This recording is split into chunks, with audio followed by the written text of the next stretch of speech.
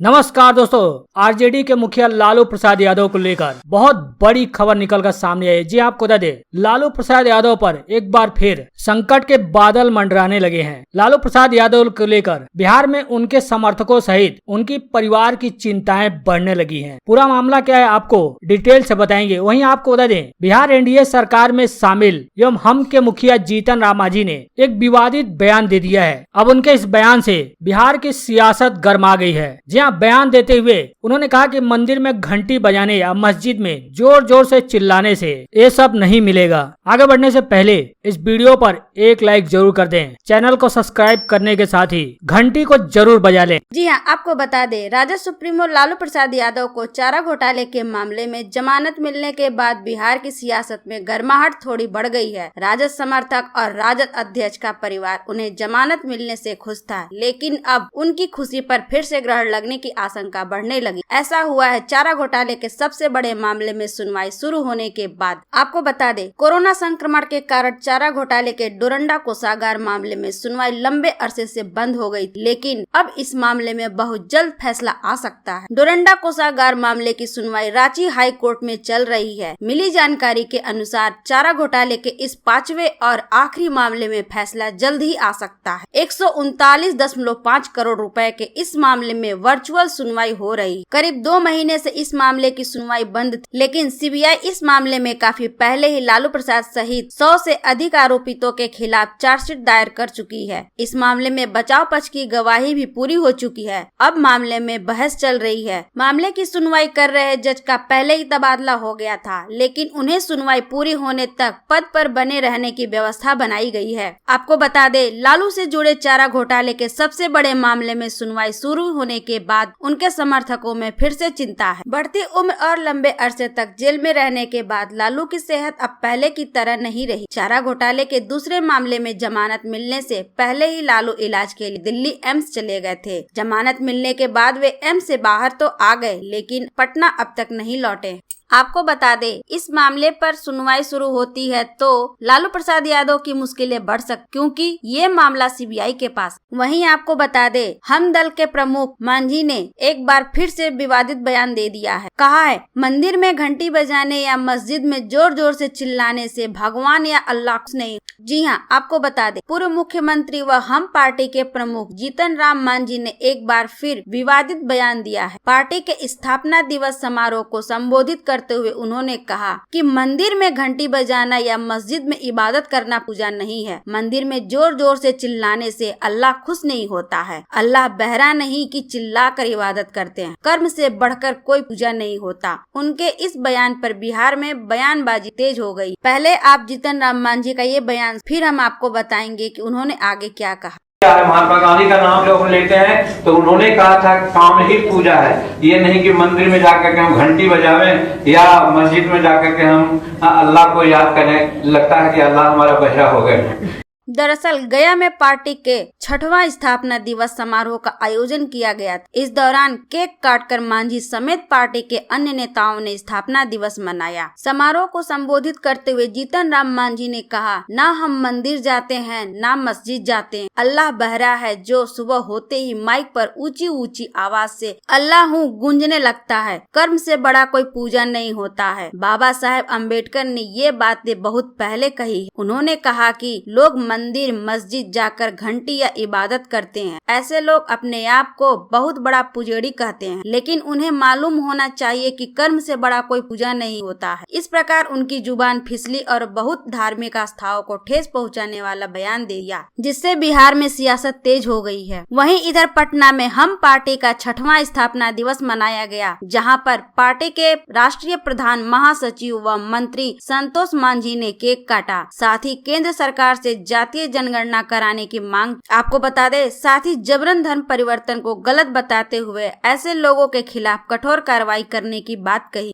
वहीं आपको बता दे, जातीय जनगणना पर जेडीयू आरजेडी साथ साथ दिखे। जनगणना कराने की मांग पर जहां जेडीयू की शक्ति बढ़ रही है, वहीं आरजेडी के तेवर तल्ख हैं। इस तरह से बीजेपी अलग थलग पड़ती नजर आ रही। जी हां, बिहार की राजनीति में दिनों बाद ऐसा हुआ है कि आरजेडी जेडीयू किसी मुद्दे पर एक मत हैं। लालू प्रसाद और नीतीश कुमार जातीय जनगणना कराने पर एक मत रहे हैं। अब जब केंद्र सरकार ने कहा कि वह सिर्फ अनुसूचित जाति और जनजाति की जनगणना ही कराएगी, तो फिर से आरजेडी जेडीयू ने अपना स्टैंड क्लियर कर दिया है। इतिहास में जाए तो बिहार विधानमंडल में 3 ऐसे बड़े मुद्दे आए जिस पर सभी दलों की आम सहमति रही। बिहार को विशेष राज्य का दर्जा, पूर्ण शराबबंदी और जातीय जनगणना। लेकिन केंद्र की बीजेपी सरकार बिहार को विशेष राज्य का दर्जा नहीं दे रही और नीतीश कुमार लगातार मांग रहे हैं। पूर्ण शराबबंदी पर कांग्रेस और आरजेडी पार्टियां संशोधन की मांग कर रही हैं और जातीय जनगणना पर सबसे दिलचस्प स्थिति हो गई है बिहार की राजनीति। बता दें, जेडीयू नेता गुलाम गौस ने केंद्र सरकार से मांग कर दी है कि वह जातीय जनगणना की उपेक्षा न करे। इससे जनता में गलत संदेश जाएगा और पिछड़ी जातियों में भ्रम की स्थिति पैदा होगी। वर्तमान केंद्र सरकार कांग्रेस की भूल को न अपनाए। गौस ने आश्चर्य व्यक्त करते हुए कहा है, हमारे देश में हिजड़ों की गिनती तो हो सकती है परंतु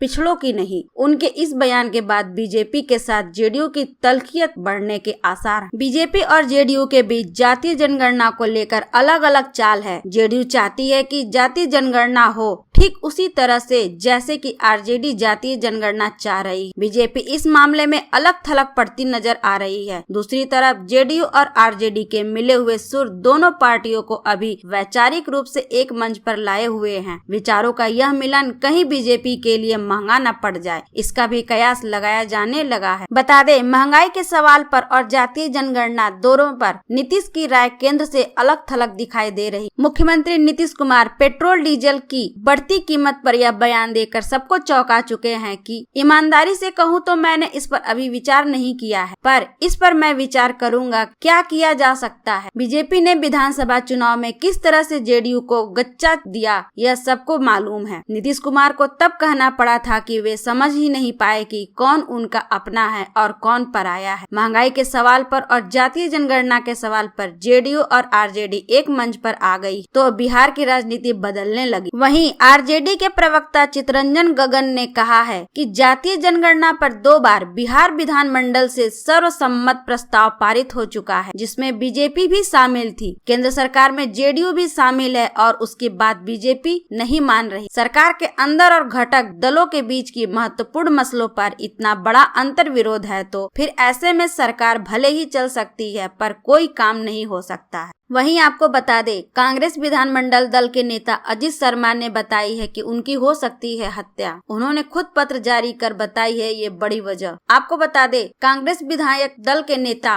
और नगर विधायक अजीत शर्मा की जान को खतरा है। पिछले कुछ दिनों से वह कई लोगों के निशाने पर है। इस बारे में उन्होंने मुख्यमंत्री नीतीश कुमार को भी अवगत करा दिया है। अब उन्होंने पुलिस मुख्यालय को पत्र लिखा है और इसके पीछे की वजह भी बताई। अजीत शर्मा की माने तो वे लगातार बिहार में शराब तस्करी का मामला उठा रहे हैं। इससे कई लोगों की परेशानी बढ़ गई है। शराब तस्करी में कई बड़े नाम भी शामिल हैं। ऐसे लोग अब उनकी जान के पीछे पड़ गए हैं। इसके लिए उन्होंने सुरक्षा की मांग की है। पुलिस मुख्यालय में आईजी सुरक्षा को पत्र लिखकर हाउस गार्ड और एस्कॉर्ट उपलब्ध कराने की मांग की है। नगर विधायक ने पत्र में लिखे हैं कि वह विधानमंडल में कांग्रेस दल के नेता हैं, साथ ही प्रत्यायुक्त विधान समिति के सभापति भी हैं। ऐसे में उन्हें अक्सर राज्य भर का दौरा करना पड़ता है। उन्होंने अपनी सुरक्षा में तैनात 3 बॉडीगार्ड के अलावा और बॉडीगार्ड की मांग की है। साथ ही हाउस गार्ड सह एस्कॉर्ट दस्ता भी उपलब्ध कराने के लिए पत्र लिखा है। अजीत शर्मा अक्सर शराब तस्करी का मुद्दा उठाते रहे हैं। उन्होंने कई बार सरकार पर हमला करते हुए कहा है कि शराबबंदी केवल नाम का है, हर जगह शराब बेची जा रही है। वे सीएम को इस संबंध में पत्र भी लिख चुके हैं। आपको बता दें, शराबबंदी कानून की समीक्षा करने का आग्रह भी किया है। अजित शर्मा की माने तो अभी पड़ोसी राज्यों से बेरोकटोक शराब की खेप आ रही है। इससे बिहार के राजस्व का नुकसान हो रहा है। वहीं आपको बता दे भाजपा के सहयोगी